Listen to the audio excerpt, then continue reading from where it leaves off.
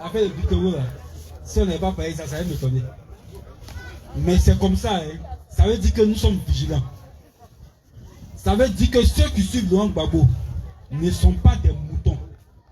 C'est des gens qui ont un esprit critique, qui savent ce qu'ils veulent, et quand ils s'engagent, ils veulent s'engager en pleine conscience des enjeux qu'ils ont identifiés et des besoins qui sont les leurs. Donc je suis d'accord avec cette question. Il a dit pourquoi nous, les gens de Gbagbo, nos députés ont pu voter Bitoro. C'est ça, non? Mais je suis d'accord avec toi. Ça t'a fait mal, non? Mais lui, il est arrogant, c'est vrai, non? Ça t'a fait mal. Mais moi aussi, ça m'a fait mal. Mais vous savez, la politique telle que Gbagbo fait, il faut être un initié pour comprendre ces choses. Regardez bien Gbagbo Laurent, ça marche. Il est tellement plein d'amour pour ce pays, il est tellement rempli d'amour pour ce pays, que pour lui, aucun sacrifice n'est assez grand quand il s'agit de préserver la Côte d'Ivoire. En 2002, les gens attaquent le régime de Gbagbo Laurent. On tue son meilleur ami qui s'appelle Bougadougou. Mais on a vu l'ensemble des sacrifices que Gbagbo Laurent a fait parce que la paix l'exigeait. On a vu ça. Pour Gbagbo Laurent, tant qu'il s'agit de la Côte d'Ivoire, les individus, les émotions, les sentiments personnels, l'envie personnelle ne comptent pas. Nous tous, on sait que Bitoro, c'est un faux type. Ça, là, on sait ça. Mais ce que je sais de Gbagbo, il se trompe rarement. Quand Gbagbo Laurent pose un pas, tu peux te fâcher. Et il nous est arrivé de se fâcher contre Gbagbo. On dit qu'il est trop bon. Ça, c'est arrivé chez tout le monde, non? Mais quand tu finis de te fâcher contre Gbagbo, 5 minutes après, tu te dis, mais est-ce qu'il n'a pas raison, non? Parce qu'à la fin, on voit toujours qu'il a raison. Parce qu'il voit des choses que nous ne voyons pas.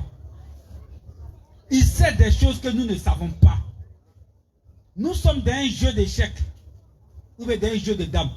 Quand tu pousses un pion, tu vends le pion. Celui qui est en face, il n'est pas vigilant, il va penser qu'il est en train de te bouffer. En réalité, tu es en train d'ouvrir un front pour avancer. On a vendu quelque chose pour obtenir des choses qui sont plus grandes. Tout compte fait, on ne pourrait même pas être président de l'Assemblée nationale. Mais il fallait céder ça, même si c'est douloureux, pour qu'on puisse avancer sur d'autres chantiers. En politique, il y a ce qu'on appelle la stratégie. Si ta stratégie, tout le monde sait que c'est plus stratégie. Donc, accepter que Gbagbo Laurent ait encore raison, et je pense que le temps va nous faire comprendre ce qui s'est passé. Sinon, on a le même sentiment. On a le même sentiment. Tout le monde est choqué, tout le monde est frustré. Mais faisons confiance en Gbagbo Laurent. Si hier, il ne nous a pas trompé, il n'y a aucune raison qu'il nous trompe aujourd'hui.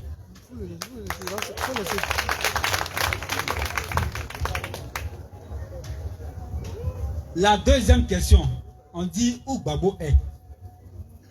Mais comment vous pouvez vous inquiéter encore là où on est arrivé là? Le gars, il était en prison. Il est sorti.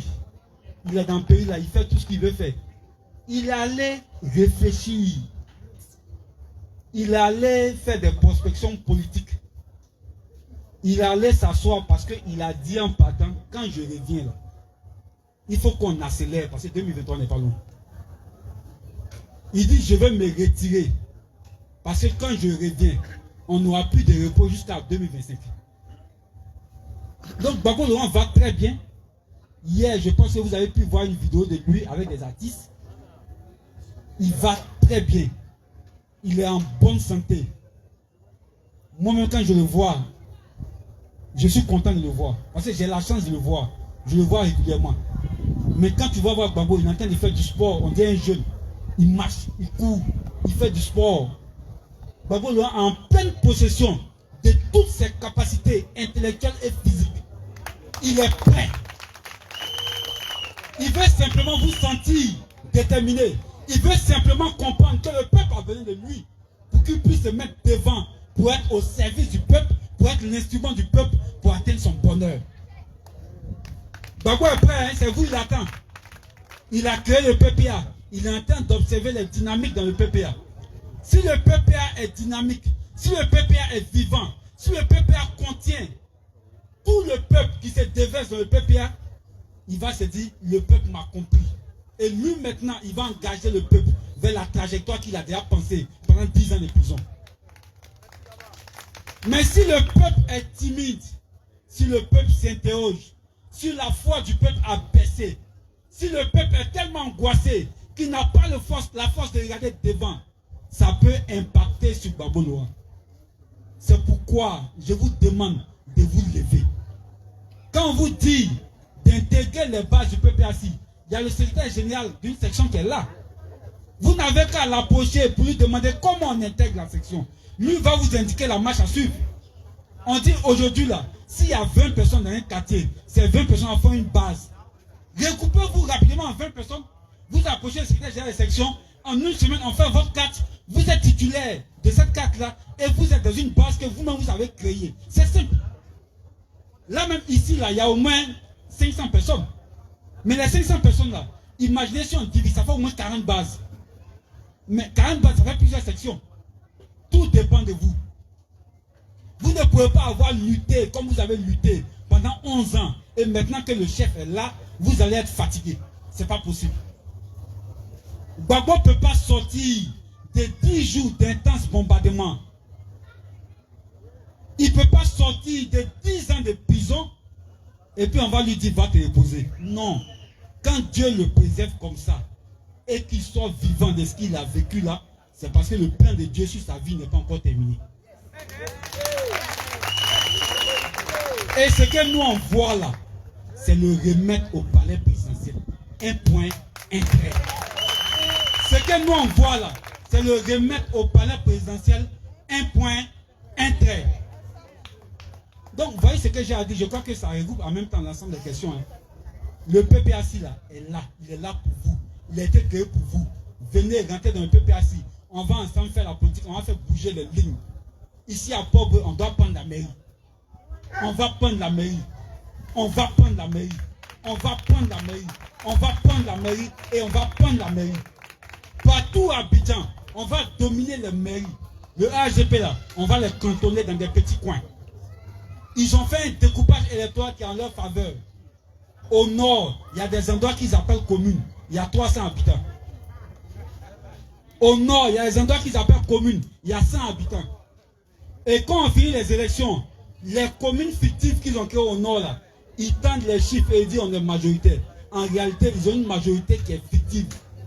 Ils ont une majorité qui n'existe que dans leur esprit. Le RGP est un parti ultra minoritaire, un parti ethnique, un parti clanique qui dans une élection normale ne peut rien gagner.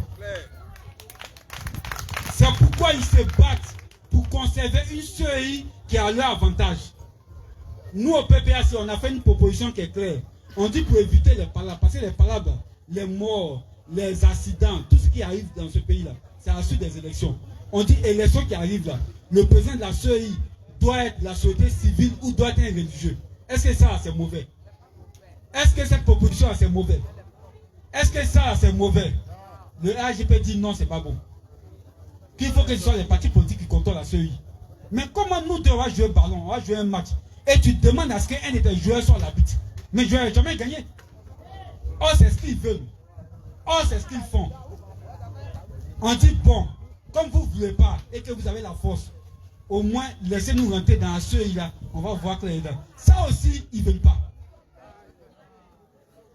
Ils veulent d'une CEI sans nous. Et nous demandent d'aller aux élections dans ça là. Ça veut dire qu'il y a des combats qui arrivent. Ces combats exigent notre mobilisation. Parce que l'une des premières batailles qu'on va mener, c'est la bataille pour avoir une liste électorale propre. Les listes électorales bizarres, où il y a des noms qu'on ne connaît pas. Il y a des gens, on ne sait pas où ils sont quittés. Le jour des élections, on les transporte par car. Ils sont accompagnés de microbes. Ils participent au vote. Et quand le vote finit, ils terrorisent les populations. Ils les empêchent de sortir. on fait la proclamation sans les représentants des autres candidats. Ils ont des machettes, ils ont des couteaux. Il faut que cela s'arrête. Et nous, on va veiller à ce que cela s'arrête. La première phase de notre combat, c'était de faire revenir un innocent. Mais la deuxième phase de notre combat, c'est de répandre le pouvoir d'État. Et sur ça, là, il y a des choses, on ne va pas reculer. Et ils nous connaissent. Ils nous connaissent. Ils nous connaissent. Ils nous connaissent. Et ils nous connaissent. Élection qui arrive là, ça sera chaud. C'est quoi il dit? Préparez-vous. Parce qu'il ne faudrait pas que vous dites demain qu'on ne vous a pas dit. Ils savent qu'ils vont perdre. Ils sont en train de fabriquer une tricherie à grande échelle. Mais comme on sait qu'ils fabriquent cette tricherie-là, on est en train de chercher l'antidote de la tricherie. Mais ça va passer par la mobilisation. Parce qu'il y a des moments où on va vous appeler à sortir dans les rues pour marcher pour une CEI libre, impartiale et consensuelle. Mais vous devez être prêts. On a acquis des victoires dans ce pays par des marches et des manifestations. Ne pensez pas que c'est fini. Celui qui est fatigué, qu'il se réarme moralement, spirituellement et physiquement. Parce que tant que le serpent n'est pas mort, tu ne dois pas laisser le bâton tomber. Voici donc, chers parents, ce à quoi le PPAC vous engage. Tenez-vous prêts. Bientôt, on va lancer l'opération de recensement, de renouvellement de la liste électorale. Vous devez identifier dans vos quartiers, dès maintenant, les jeunes en âge de voter. Vous devez les intégrer sur des listes. Et ensemble, on va trouver le moyen de leur faire avoir des pièces d'identité. Parce qu'il y a un véritable problème de pièces d'identité. Il y a un véritable problème de pièces d'identité, c'est une réalité. C'est pour ça, quand on est Katman dit je vais être maire en 2023, c'est l'occasion de le faire à soi ici pour lui donner des conseils. Pour dire, comme tu veux être maire, il faut savoir qu'ici, là, on n'a pas de carte d'identité. Et comme c'est un monsieur qui est très intelligent, il va vous trouver les moyens pour avoir des cartes d'identité à Port-Boué parce qu'on doit gagner en 2023. C'est tellement simple. Vous devez approcher le secrétaire général de section qui est là, avec ses lunettes, pour dire au secrétaire général de section, dis à tes patrons, dis à Boliga, que ici à Djoufou, à Gonzague, à Djaoui, on n'a pas de pièces d'identité. Comment on vote? Lui, il va transmettre vos doléances. Lui, il va transmettre vos préoccupations afin que le parti puisse s'en charger. Mais tout le monde sait qu'il y a un point de pièces d'identité. Donc, chers parents, je vous exhorte à la sérénité. Il y a des choses qu'on sait, il y a des choses qu'on voit. Mais je vous exhorte aussi à la détermination. Et surtout les jeunes. Ne vous laissez pas décourager. Ne vous laissez pas désabuser. Ne dites pas, en 2011, on a marché avec eux. En 2012, en 2013, on a fait des obéissances civiles. Il n'y a aucun résultat. Mais non, il y a des résultats. Parce qu'on vient de loin. Souvent, les gens font dire qu'on ne vient pas de loin.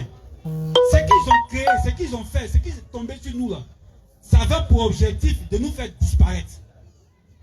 Est-ce qu'en Tunisie, on parle du parti de Ben Ali?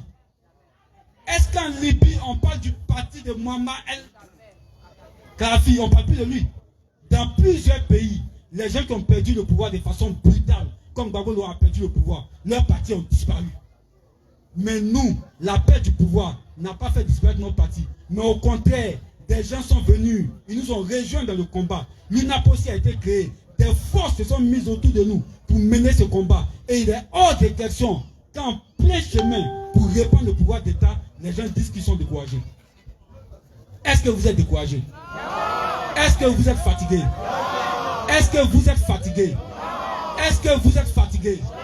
Est-ce que vous êtes fatigués? Est-ce que vous êtes prêts pour Gbagbo? Est-ce que vous êtes prêts pour Gbagbo? Est-ce que vous êtes prêts pour Gbagbo? Est-ce que vous êtes prêts pour Gbagbo? Que Dieu vous bénisse. Que Dieu vous bénisse.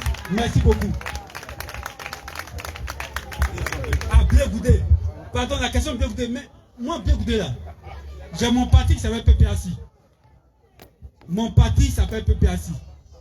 Blé-Goudé a un parti qui s'appelle le... Comment? Ah, le COGEP, voilà. Comment il a fait pour avoir son passeport, je ne sais pas. J'essaie pour Gbagbo. Là, je peux vous expliquer. Mais je suis tellement concentré sur mon parti que, en réalité, je ne regarde pas l'actualité des autres partis. C'est peut-être un défaut, hein.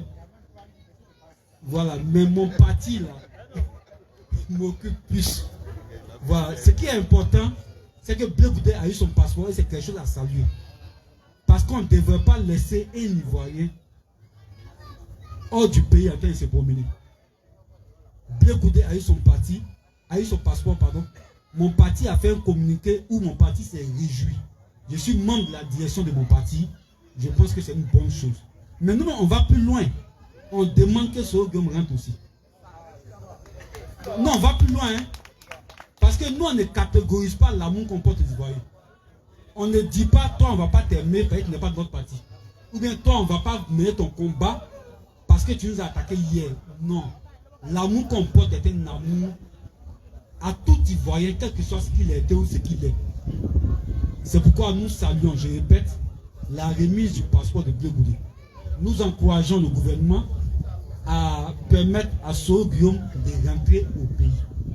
Mais nous allons plus loin. Je suis secrétaire national chargé des détenus politiques. Nous demandons au gouvernement de faire sortir les jeunes en prison. Parce qu'on ne sait pas ce qu'ils font en prison. Gbagbo est le chef.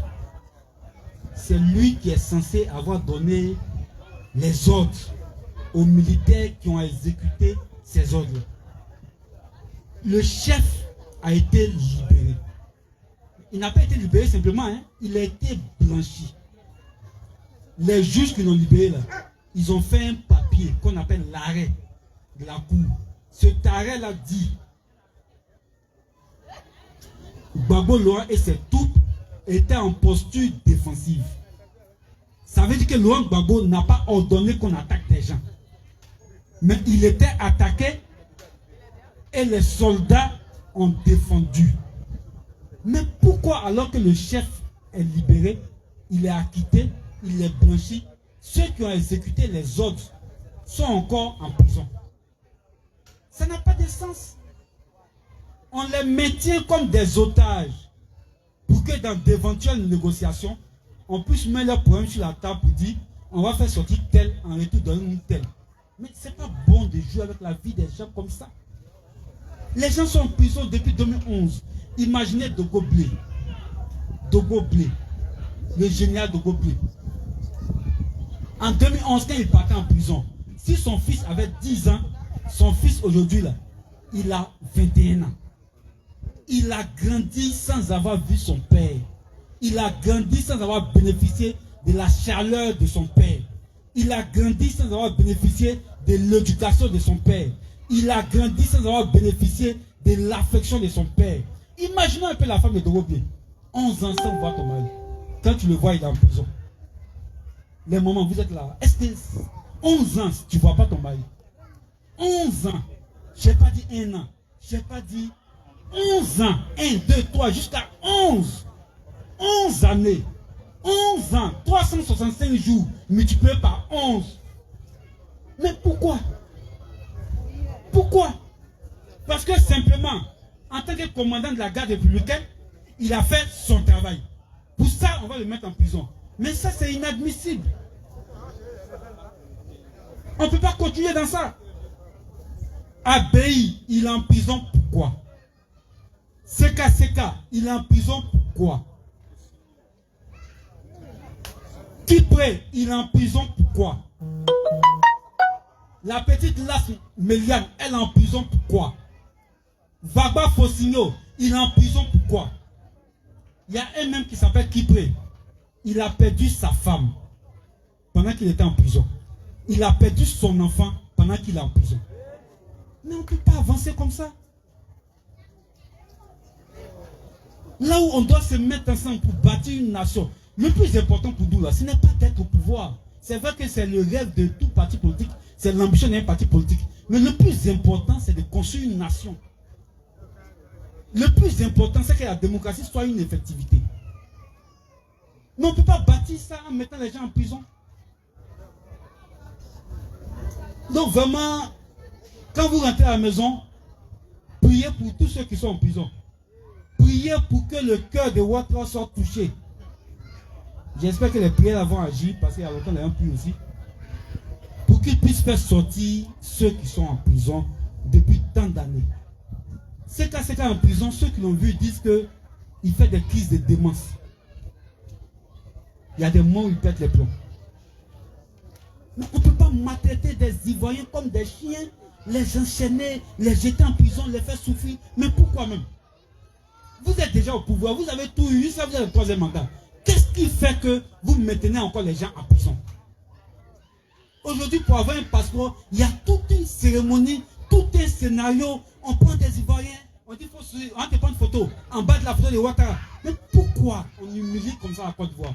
Parce que ce n'est pas les Ivoiriens qu'on humilie, c'est toute la Côte d'Ivoire qu'on humilie. Parce qu'on démontre que c'est une république bananière.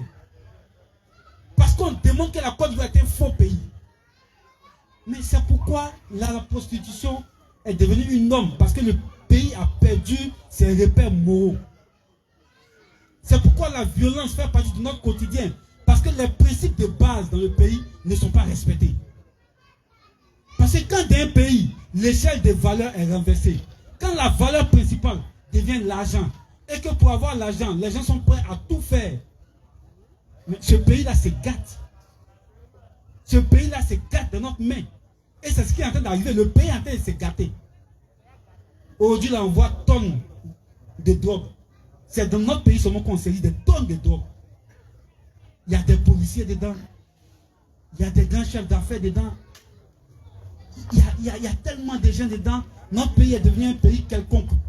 Un pays de vendeurs de drogue. Mais parce qu'il y a l'échelle des valeurs qui s'est renversée. Parce que des rebelles sous-officiers sont devenus généraux et des généraux sont en prison. On a l'impression que le pays est maudit. Et il faut changer les choses.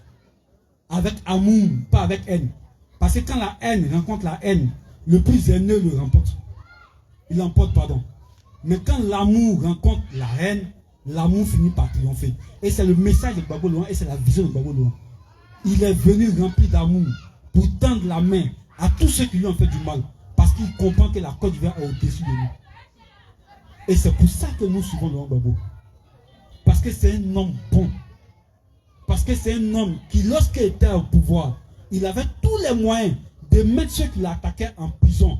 Mais il ne l'a pas fait parce que pour lui, la Côte d'Ivoire est plus grande que tout. J'invite le chef de l'État, Alassane Ouattara, à suivre les hommes de Gbagbo Laurent et à privilégier l'intérêt supérieur de la nation en libérant tous ceux qui sont en prison et en faisant venir tous ceux qui sont en exil pour qu'enfin la Côte d'Ivoire puisse se retrouver. C'est de ça qu'on a besoin. On a plus besoin de ça que de routes biodégradables. On a plus besoin de ça que d'échangeurs.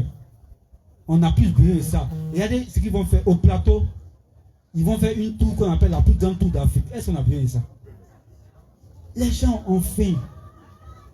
Toi, tu dis, on va regarder lumière. Est-ce que lumière, là, ça va les nourrir?